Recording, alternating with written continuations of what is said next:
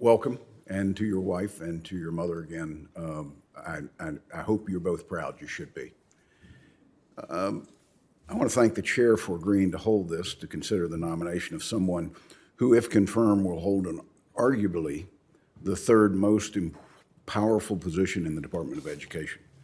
If confirmed, Mr. Kvaal will be the third in line of succession after the Secretary, Deputy Secretary, and you'd be the most senior political official in the department overseeing programs and policies related to higher education, vocational, adult education, and the White House Initiative on Historically Black Colleges and Universities.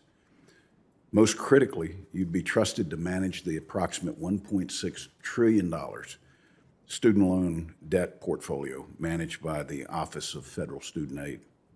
Therefore, I look forward to this hearing and to hearing more about your vision for federal student aid and the appropriate role for the federal government moving forward in higher education and the workforce. Mr. Kvaal, you come before this committee with significant experience in higher education, including your time in the Obama administration.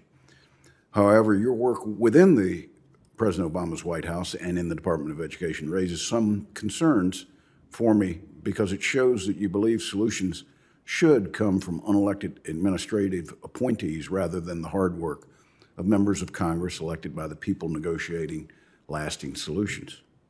There's the college rating plan, the borrower defense rule, and the gainful employment fiasco. The first, gainful employment rule finalized during the Obama administration was struck down by the federal courts as being arbitrary and capricious. Undeterred, you tried again, taking two words that had been in law for decades without being tied to consequences or accountability in statute, and developed a 900-page regulation of extraordinary complexity aimed at certain institutions over others, which was inherently politically motivated to hurt for-profit institutions when not-for-profits, with similarly bad measures, were left free to operate. These regulatory efforts, which by all accounts were driven in large part by you, have set off a proverbial seesaw for higher education regulation from administration to administration. That's not good for our country, and I hope you'll agree that lasting solutions come through the legislative process. Finally, I want to carefully point out your close proximity to potentially unethical conduct at the department under the Obama administration. Proximity being the key word here, not central involvement. Otherwise, this would be a different conversation. Official emails being sent to and from private emails, close collaboration with short sellers on market-moving information, and an administration official using his old advocacy organizations and their emails to try to hide the public scrutiny in furtherance of a partisan objective. Noting that no charges were ultimately made, I'm going to give you the benefit of the doubt, given your background in higher education. But as I suggested concerning the allegations raised against Cindy Martin, I know that my colleagues on the other side of the aisle would be screaming from the rooftops about a nomination of someone who'd been involved even remotely with providing deliberative and confidential regulatory information to short sellers on Wall Street. So I'm glad their hypocrisy in evaluating nominees is ended. And I hope it stays that way when the next Republican president comes to office.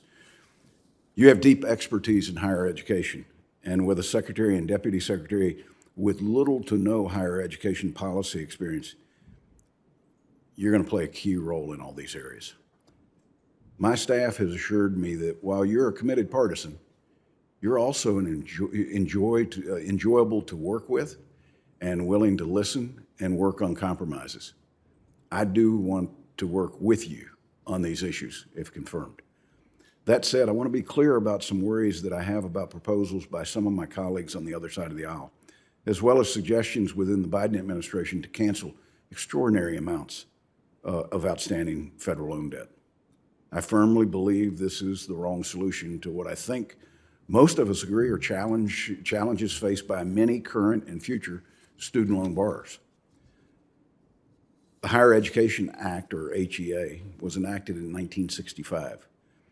Are we supposed to believe that for the last 56 years that the HEA has been in place, the Secretary has been unable to cancel vast amounts of debt for every single borrower in the United States this whole time, and we just didn't know about it until now?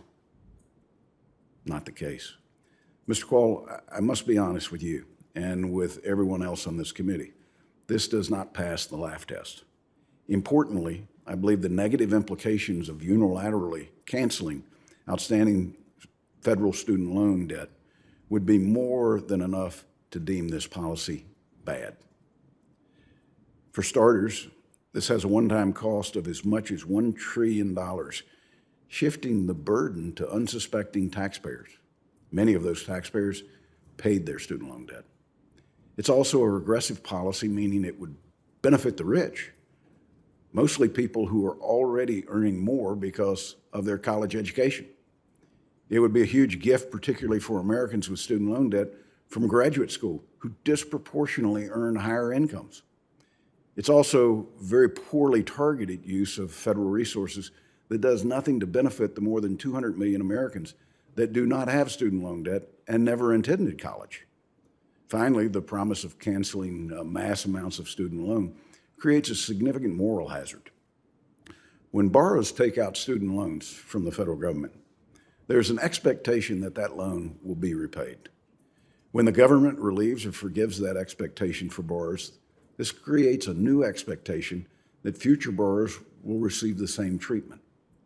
So in 2 years, we would expect to see another massive pile of debt and a whole new group of students demanding forgiveness.